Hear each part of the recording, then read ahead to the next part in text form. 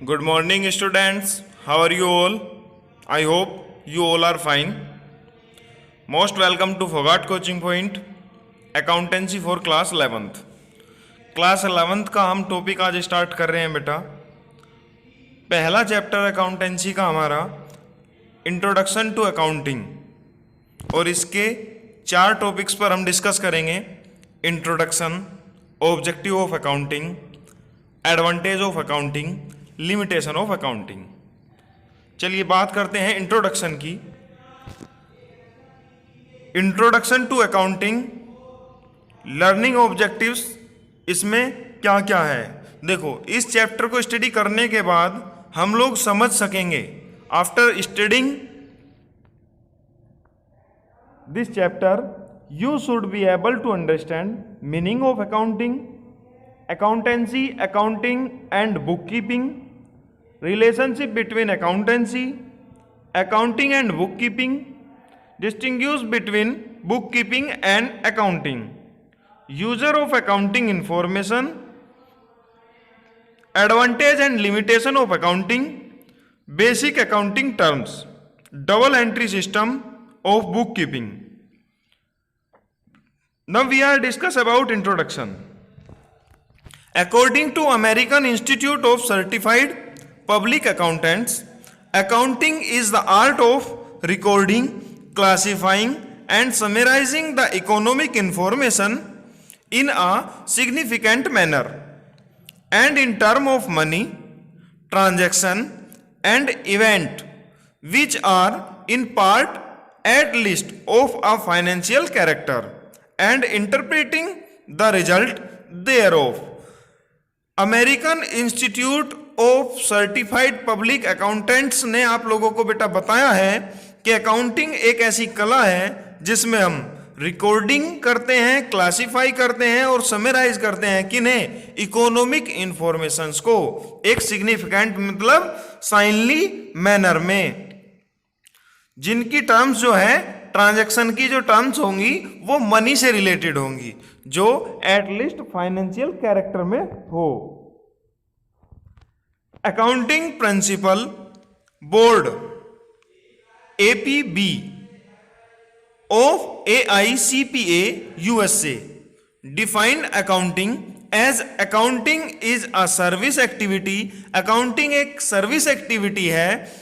It's function is to provide quantitative information. Quantity बेटा, quantity से related information provide करने के लिए ये एक फंक्शन है। प्राइमरीली फाइनेंशियल इन नेचर, ये किस नेचर का होता है, फाइनेंशियल नेचर का होता है। About economic entities that it intended to be useful in making economic decisions. In simple words, accounting is the process of collecting, recording, classifying, summarizing and communicating financial information to the user for judgment.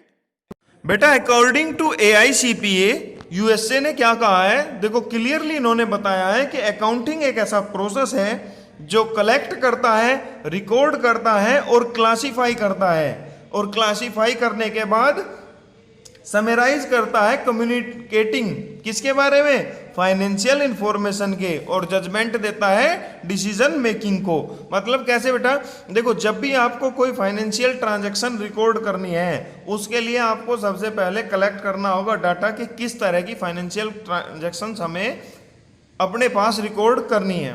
फिर उसे आपको देखना है ये किस nature से classified की जा सकती है, कहाँ इसे रिकॉर्ड करें, इसमें पैसा जा रहा है या पैसा हमारे पास आ रहा है, और उसकी पूरी समरी लिखने के बाद आप कम्युनिकेट करोगे फाइनेंशियल इंफॉर्मेशन को अपने मैनेजमेंट को, जिससे वो जजमेंट ले सके, आगे चल के डिसीजन ले सके कि आगे करना क्या है। चलिए ऑब्जेक्टिव ऑफ अकाउंटिंग की बात करते हैं। To keep systematic and complete record of financial transactions. ये क्या करता है, सिस्टमेटिक और कंप्लीट रिकॉर्ड रखता है किसका, फाइनेंशियल ट्रांजैक्शंस का। In the book of accounts according to specified principle and rules to avoid the possibility of omission and fraud.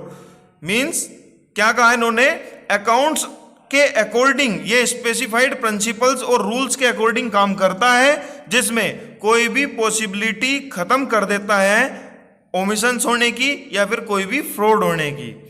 To ascertain the profit earned और loss incurred during a particular accounting period which further help in knowing the financial performance of a business.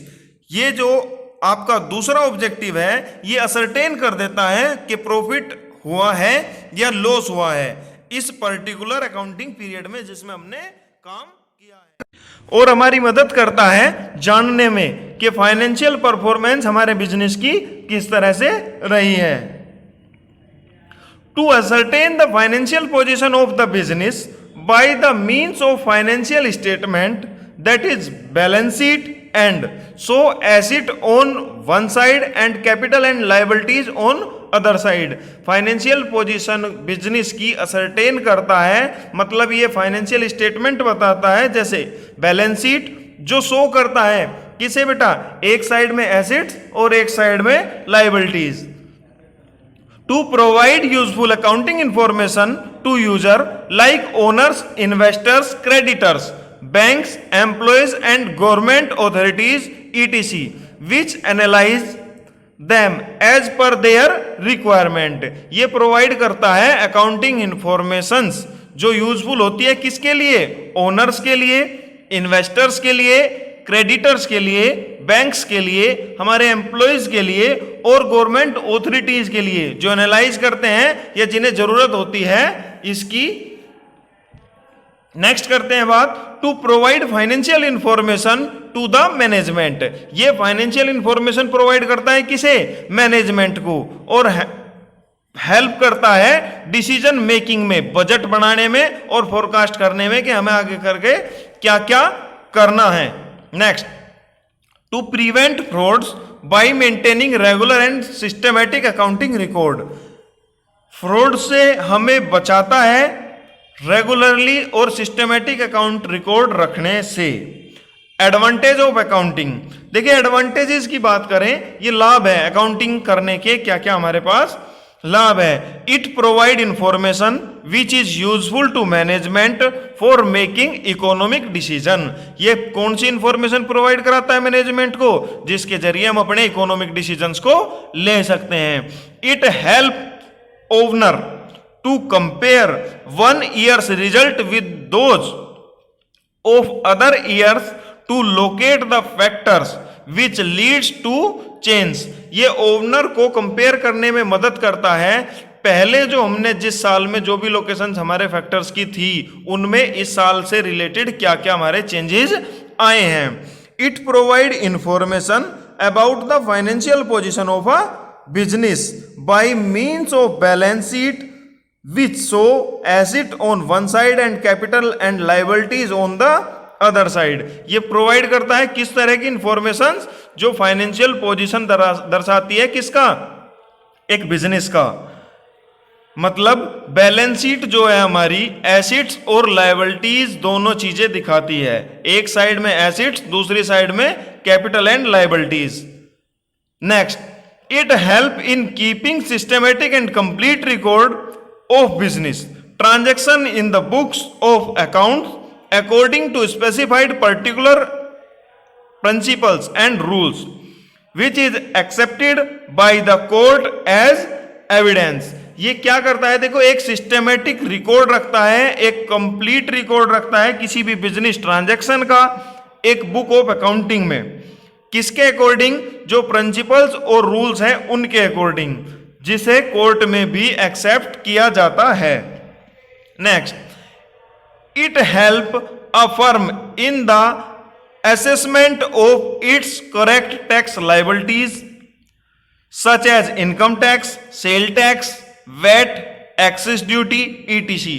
ये firm की किस तरह से मदद करता है बेटा, असेसमेंट करने में टैक्सेस को, जैसे जो भी टैक्स लायबिलिटी है उन्हें समझाता है, उन्हें बताता है किस तरह से हमें प्रिपेयर रहना है उनके बारे में, टैक्सेस के बारे में, कौन से टैक्स प्रोवाइड कराते हैं, किस किस टैक्स को पे करते हो बेटा आप लोग अगर कोई बिजनेस कर रहे हो, income tax, sales tax, VAT, excise duty और कई सारे टैक्सेस हैं। Next, properly maintained account help a business entity in determining its proper purchase price. अगर आप प्रॉपरली मेंटेन करते हैं अकाउंट्स को बिजनेस एंटिटी में या बिजनेस की एंटिटी में, ये हेल्प करता है किसका, डिटरमाइन करने में प्रॉपर परचेज प्राइस, कितने का आपने प्रॉपरली परचेज किया था। नेक्स्ट बात करते हैं लिमिटेशंस ऑफ अकाउंटिंग।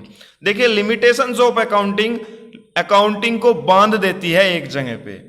अभी हम इसके 3 टॉपिक्स के बारे में बात करेंगे, बाकी जो भी टॉपिक्स इसके बचेंगे उन्हें हम नेक्स्ट वीडियो में आपको बताएंगे। चलिए स्टार्ट करते हैं।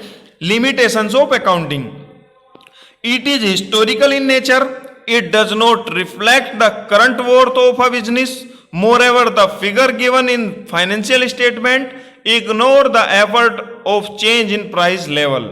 ये हिस्टोरिकल नेचर का है, ये रिफ्लेक्ट नहीं करता कि आज बिजनेस में क्या हो रहा या फिर आज क्या क्या चीजें हमें करनी है।